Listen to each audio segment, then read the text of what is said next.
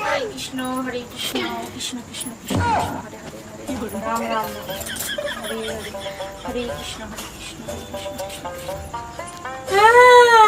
পতিদেব, সারাদিন বাড়ির কাজ করতে করতে কালো হয়ে গেছি, আমাকে কেউ চিনতে পারছে না। আমি একটু আগে অন্ধকারে দাঁড়িয়েছিলাম, পাশের বাড়ির মেয়েটা এসে বলে গেল ও কাকিমা তুমি তো চিনতে পারছিলাম না অন্ধকারে।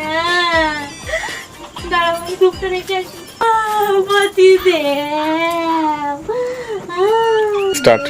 পতিদেব গো, একটু আমাকে ফেসিয়াল করতে নিয়ে চলো গো, আমি আর কিচ্ছু চাইবো না, আমাকে একটু ফেসিয়াল করতে নিয়ে চলো, আমি একটু ফেসিয়াল করতে যাবো পার্লারে, একটু নিয়ে চলো। গোবর মেখে আয়, গোবর মেখে আয়, গোবর মেখে আয়, বাইরে গোবর আছে। আসল রঙে ফিরে এসেছি, আর কিছু মাখলে কিছু হবে না।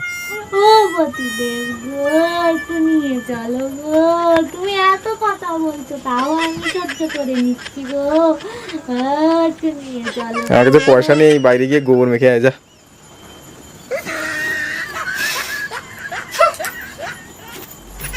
আমি কালো আছি, কালোই সই, আমি ভালো আছি।